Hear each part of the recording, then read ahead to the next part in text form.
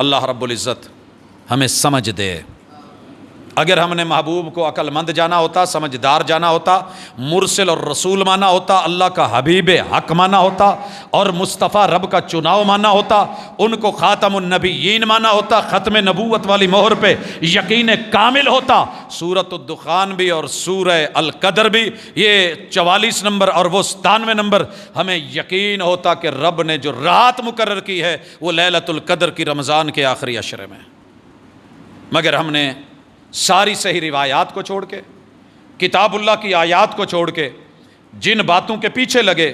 ان کا بھی تھوڑا میں تذکرہ کر دوں تاکہ ہمارے سامنے حقیقت کھل کے آ جائے۔ 15ویں شعبان کی رات المعروف شب برات، اس کی فضیلت کے بارے میں کوئی بھی حدیث صحیح ثابت نہیں ہے، اور یہ موقف کسی عام عالم اور خطیب کا نہیں ہے، دنیا کے ایک عظیم ترین امام، احکام القرآن، دنیا کو بہترین تفسیر دینے والے ابن العربی۔ ابن العربی دو ہیں، ایک ابن عربی ہے صوفی ہے، فضولیات، لغویات، ضعیف روایات، قصے کہانیاں باندھ کے وہ قوم کو سناتا ہے، وہ ابن عربی ہے، نکرہ ہے، غیر معروف۔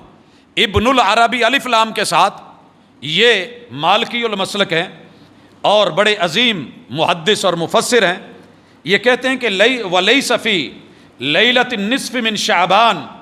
کہ شعبان کی 15ویں رات کے بارے میں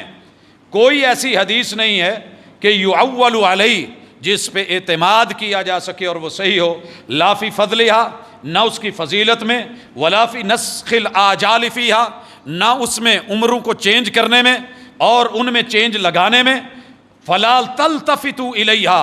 اس رات کی جب فضیلت میں کوئی صحیح آیت، قرآن کی آیت نہیں، رسول صلی اللہ علیہ وسلم کی کوئی صحیح روایت نہیں، اس کی کوئی فضیلت نہیں، اور اس میں عمروں کو، مدتوں کو اور آجال کو چینج کرنے کا کوئی یقینی فیصلہ صحیح روایت سے نہیں ملتا، تو لہٰذا یہ اہم بھی نہیں ہے۔ اسی طرح حافظ ابن القیم فرماتے ہیں لا یصح منہا شیئا، کہ لوگوں 15 شعبان کی رات کے بارے میں کوئی بھی صحیح روایت جو اس کی فضیلت کو، اجر کو، ثواب کو، آجال کو، تبدیلیوں کو اور بجٹ کے چینج کرنے کو کہے، وہ موجود نہیں ہے۔ اسی طرح جتنے بھی آج کے دور کے ائمہ بھی ہیں، آپ ان کو بھی پڑھ لیں، سن لیں، دیوبند مسلک کے اندر بھی اس کی وضاحتیں موجود ہیں، اہل الحدیث اپنے منبر و محراب سے اس کی وضاحت کر رہے ہیں۔ مولانا محمد یوسف بن نوری جو ہیں وہ بھی لکھتے ہیں کہ وَلَمْ أَقِفْ عَلَى حَدِيثٍ مُسْنَدٍ مَرْفُوعٍ صَحِيحٍ فِي فَضْلِهَا، کہ مجھے اپنے پورے مطالعہ زندگی میں کتب احادیث کے اندر کوئی ایک بھی صحیح سند والی مرفوع حدیث، صحیح حدیث جو رسول اللہ صلی اللہ علیہ وسلم تک پہنچی ہو مجھے نہیں ملی ہے۔ اور تقی عثمانی دیوبندی وہ بھی لکھتے ہیں کہ شب برات کی فضیلت میں بہت ساری روایات تو مروی ہیں، جن میں بیشتر علامہ سیوطی نے الدر المنصور میں ذکر کی ہیں، مگر یہ ساری روایتیں سنداً ضعیف ہیں، کمزور ہیں۔ تو ان چیزوں کو اگر آپ اور میں لے کے اٹھ کے بیان کرنے لگ جائیں، اور لیلۃ القدر رمضان کی رات آخری عشرے میں جس کا تحفہ پتہ ہے کیا ہے؟ سیدہ عائشہ رضی اللہ تعالی عنہا نے سوال کیا محمد رسول اللہ صلی اللہ علیہ وسلم سے کہ اللہ کے محبوب مجھے وہ رات مل جائے، وہ قدر والی رات، وہ عزت والی رات، وہ تکریم والی رات، وہ 1000 مہینے کی عبادتوں سے افضل رات، میں اس میں کیا کروں؟ اچھا میرا بلیو یہ کہتا ہے کہ میں ہوتا تو میں اس پوری رات کے کوئی نہ کوئی نوافل فضائل بنا کے، جیسے لوگ کرتے ہیں کہ آپ پوری رات قیام میں گزار دیں، بنائے ہیں نا 100 نفل، 100 نفل 10 کر کے پڑھنے ہیں، نماز ہزاری ہے، اب 100 ہے، اس میں آپ نے 10 مرتبہ یہ چیزیں پڑھنی ہیں، 100 کو 10 سے ضرب دیں گے 1000 بن گیا۔ نماز ہزاری، درود لکھی، درود ماہی، درود تنجینہ، یہ وہ پتہ نہیں کیا کیا، اور جس پہ شریعت اتری ہے وہ کتنا کہہ رہے ہیں اور کمال کہہ رہے ہیں۔ کہا عائشہ اگر موقع مل جائے، وہ گھڑی آ جائے، لیلۃ القدر اللہ آپ کے نصیب میں کر دے، تو کہنا اللہم انکا عفو۔ لیکن چھوٹا ہے نا، ہم تو بڑی فضیلتوں والی بڑی جو ہے وہ لمبی چوڑی عبادتیں ہوں گی تو پھر ہی مزہ بنے گا۔ اتنا چھوٹا سا عمل، اللہم انکا عفو، تحب العفو فاعف عنی، تین ہی جملے ہیں، اللہم انک عفو تحب العفو، دوسرا جملہ، تیسرا فاعف عنی، اللہ مجھے معاف کر دے۔ اچھا سیدہ نے بھی نہیں کہا حضور یہ تو ہے، کچھ اور بتا دیں، یہ تو بہت چھوٹا سا ہے، کوئی اس رات کی نماز بتا دیں، کوئی فرض بتا دیں، کوئی سنتیں بتا دیں، کوئی نوافل بتا دیں، کچھ اور بھی ہونا چاہیے۔ ہم نہیں آتے یہاں سنت کے مطابق اگر کچھ پڑھ لیں تو پھر لوگ بیٹھے ہوتے ہیں جی کچھ اور نہ ہو جائے۔ اگر آپ کا سنت پر یقین ہے اور آپ نے مسنون تعداد پڑھ لی ہے، اور آپ اگر گھر جا کے سونا بھی چاہتے ہیں، مسجد میں آپ بیٹھے تھے اعتکاف میں، جاگنے کی نیت سے بیٹھے تھے، قرآن کھول کے بیٹھے تھے اور آپ کو نیند آ گئی، فجر کی اذان کے ساتھ آنکھ کھلی، سارے معتکفین گواہیاں دیں کہ اس کے خراٹے آ رہے تھے، یہ سو رہا تھا۔ رسول اللہ صلی اللہ علیہ وسلم کہتے ہیں یہ سنت کے مطابق جو پڑھ کے سو بھی گیا ہے نا، تو اس کی پوری رات ویسے ہی لکھی جائے گی جیسے باقیوں نے کھڑے ہو کے قیام کیا ہے۔ ہم اس کا آرام بھی قیام میں بدل دیں گے۔ یہ اللہ کے فیصلے ہیں، یہ اللہ کی حکمتیں ہیں۔ ایک آدمی ایک ادارے میں آ کے 10 گھنٹے لگاتار کام کرتا ہے، دوسرا آ کے وہاں پہ حاضری لگاتا ہے، اس کا آج کوئی کام نہیں ہے، وہ فارغ بیٹھا ہے، لیٹا ہوا ہے، چائے پی رہا ہے، کچھ اور کر رہا ہے، کیا اس کی دہاڑی نہیں پڑتی؟ بولیے، یہ دنیا ہے۔ تو آپ نے اپنے رب کو اتنا معمولی اور اتنا کمزور سمجھ لیا ہے، اور پیغمبر کی سچی بات کو آپ نے کتنی ڈی ویلیو کر کے رکھ دیا ہے۔ اللہ کے لیے اس فیز سے نکلیے، عبادتیں وہ کرو جو مسنون ہیں۔ اس باقی ٹائم میں حوالے دے دوں کہ کیسے مسنون ہے۔ دیکھیے، عید منانی ہے، عید پڑھنی ہے، بڑی خوشی کی بات ہے۔ رسول اللہ صلی اللہ علیہ وسلم نے اپنی زندگی میں عید پڑھی ہے، عید پڑھائی ہے، لیکن یکم شوال کو عید الفطر نام دیا ہے، طریقہ بتایا ہے، ایک رستے سے آنا، دوسرے سے نکلنا۔ یہ بھی طریقہ بتایا ہے کہ اس دن آپ نے اذان نہیں کہنی نماز عید کے لیے، اقامت نہیں کہنی، آپ نے پہلے خطبہ نہیں دینا، نماز پڑھانی ہے۔ جب نماز ہو جائے تو یہ 2 رکعت ہے، اس میں یہ پڑھنا ہے، پھر اس کے بعد خطبہ ہے، اور قوم کو بتا دو کہ ضروری نہیں، کوئی مجبوری ہے، جانا چاہتا ہے تو جالے، ہم خطبہ دیں گے، لیکن دعا میں سارے شریک ہوں۔ آپ نے مردوں میں بھی دیا خطبہ، عورتوں میں الگ جا کے خطبہ دیا، صدقے کی بات کی، خواتین نے صدقہ دیا، جناب بلال نے جھولیاں پھیلائیں اور اس میں ڈالا گیا، لیا گیا۔ لیکن آپ نے اس دن، حالانکہ مکے میں، مدینے میں، عرب میں بکرے چھترے تھے، کوئی بکرا چھترا نہیں کیا۔ 10 ذی الحجہ کو محبوب علیہ الصلاۃ والسلام نے عید الاضحیٰ پڑھی ہے، طریقے بتائے ہیں، قربانی کی ہے، لیکن یہی 10 تاریخ حج کے سال آپ کو مینا میں آئی ہے۔ عید کا ٹائم ہے مگر میرے محبوب نے عید نہیں پڑھی، قربانی کا ٹائم ہے، آج آپ نے وہ والی قربانی نہیں کی۔ حج کے لیے جو نہر ہے وہ 100 اونٹ، ان میں سے 63 خود نہر کیے ہیں۔ عام دنوں میں عید میں میرے محبوب نے ٹینڈ نہیں کروائی، آج بال منڈوا لیے ہیں۔ میرے محبوب نے بیت اللہ کا جا کے طواف کیا ہے، مگر عید پڑھی بھی نہیں، پڑھائی بھی نہیں، صفا مروہ کی سعی کی ہے۔ تو پھر آپ اپنی مرضی سے اٹھ کے تو کہہ سکتے تھے عید دا دن، آج عید کیوں نہیں پڑھی، پہلے عید پڑھائیے پھر کام کر لیں گے۔ تو محبوب سے نہیں کہا جائے گا کہ ایسے کیوں ہے، انہیں صرف دیکھا جائے گا، انہیں فالو کیا جائے گا، انہیں مانا جائے گا، ان کو تسلیم کیا جائے گا۔ رہی بات دن کے معمولات کی، تو آپ کی زندگی میں 63 برس لائف ٹائم آیا،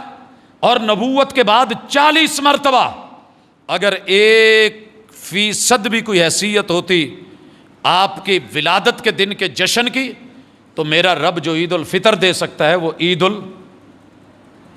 میلاد النبی بھی دے سکتا تھا، عید المیلاد بھی اتار سکتا تھا۔ فیصلے آتے، طریقے ہوتے، نماز بتائی جاتی، اس کے اندر کیا کرنا ہے، کیک کون سا بنانا ہے، کتنا کاٹنا ہے، دودھ کی سبیل کیسے لگانی ہے، کہاں کہاں کیسے کیسے کرنا ہے۔ میرے محبوب بھلا دین کو ادھورا چھوڑ کے جانے والے تھے، الیوم اکملت لکم دینکم کا تقاضا تھا، آپ یہ کرتے مگر نہیں۔ جمعے کے دن کو اگر عید بتایا ہے تو طریقہ بھی بتایا، کہا کیا کرنا ہے، من غسل واغتسل وبکر وابتکر، جو گھر میں جلدی ڈال دے۔ میں بزرگوں کو سنا کرتا تھا، ہماری ایک خالہ تھی، جمعے والے دن بچوں سے کہا کرتی تھی پوت جلدی جلدی ابے تیار ہو جاؤ نہیں تو تہاڈے ابے نے تمچڑا پا دینا ہے۔ یہ ہمیں تمچڑے کا لفظ نہیں سمجھ آتا تھا، بعد میں پتہ چلا جی ہل جل کو گھر کے اندر جو ہے نا آوازیں لگ رہی ہیں، پترو جلدی کرو، نو کٹ لو، نہا لو، تیاری کرو، وضو کر لو، کپڑے پاؤ، ٹرنا ہے، جانا جمعہ پڑھنا ہے۔ من بکر وابتکر،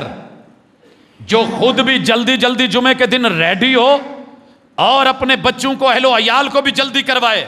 یہ اگر جمعے کے دن کو عید کہا ہے تو طریقے بتائے ہیں، وغسل واغتسل، خود بھی نہائے بچوں کو بھی نہلائے، بہترین خوشبو کا استعمال، مسواک کا استعمال کرے، پھر جلدی آئے، اور پھر جو میسر ہے وہ نفل پڑھے،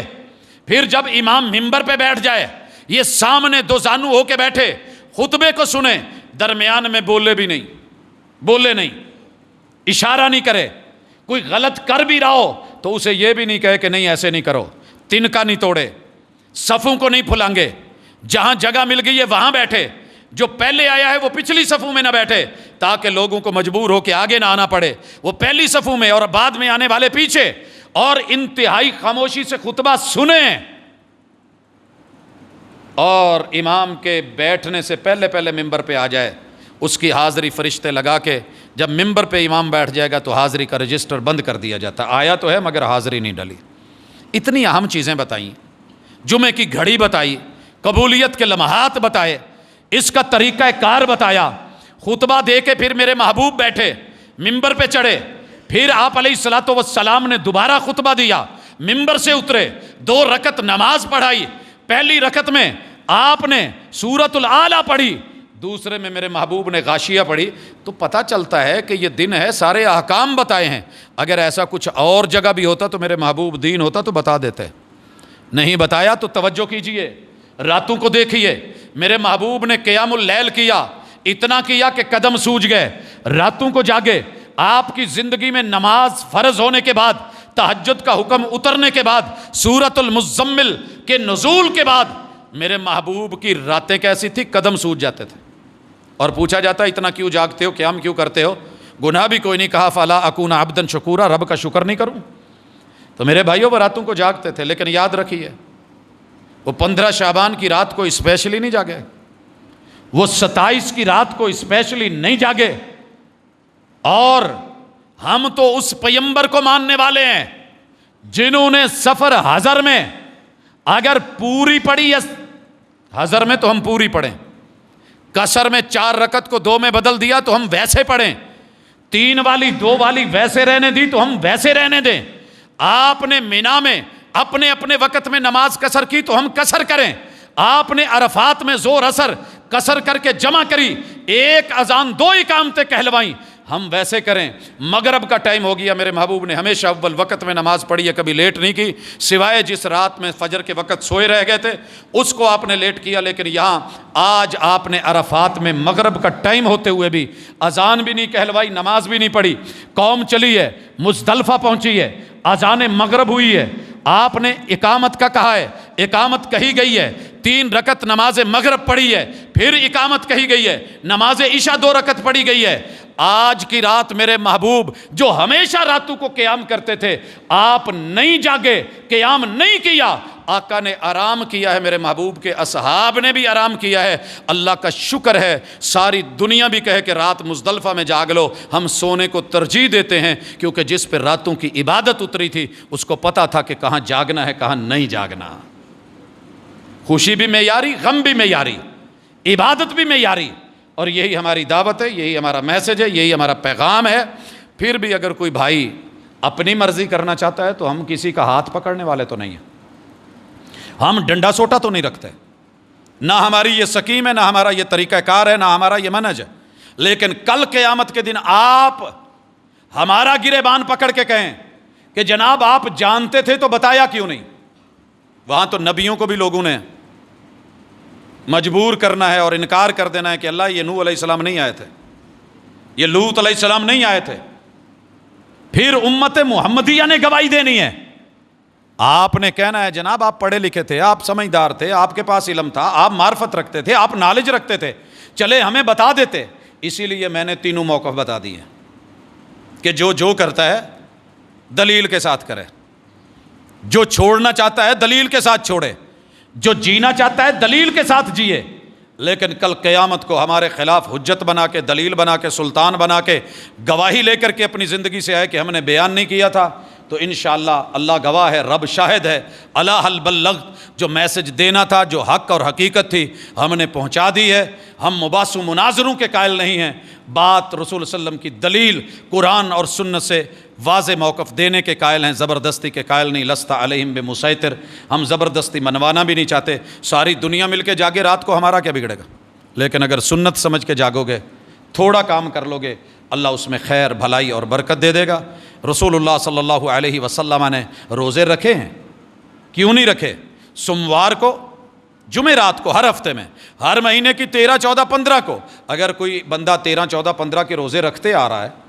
تو وہ اس 15 کو رکھ لے گا تو کوئی حرج نہیں. لیکن وہ لیلہ نصف شعبان کا روزہ سمجھ کے نہیں، وہ اس امام مہدی سے جوڑ کے نہیں، یا ضعیف اور موضوع اور من گھڑت روایتوں کی بنیاد پہ نہیں، یا اپنے عمل نامے درست کروانے اور معافیوں اور اس چکر میں اور اپنی تقدیر بدلنے اور اپنی خوراک اور اپنی جو ہے اولاد، ان سلسلوں کو چینج کروانے کے لیے اگر یہ اس دن کر رہے ہو تو پھر ہم دعوت دیتے ہیں رمضان کے آخری عشرے میں لیلۃ القدر میں تشریف لائیے گا. بھر دیجئے جتنی مسجدیں، بھر دیجئے جتنے گھر، بھر دیجئے جتنی سڑکیں، کیجئے پوری رات کھڑے ہوئیے. ہم آپ کو روکیں تو ہمیں ایک دفعہ انگلی اٹھا کے ضرور کہنا. ہم کیوں نہیں روک رہے؟ محبوب کا عمل بھی ہے، سیرت بھی ہے، اسوہ بھی ہے، قدوہ بھی ہے، اور آپ کا فعل بھی ہے، قول بھی ہے، دلیل بھی ہے، سنت بھی ہے، قرآن بھی ہے اور اس کی آیت بھی ہے. اور یہی ہمارا موقف، یہی ہمارا دعویٰ، یہی منہج اور یہی مسلک ہے. اللہ اسی پہ زندہ رکھے، اسی پہ موت دے. اقول قولی ھذا وآخر دعوانا ان الحمد للہ رب العالمین.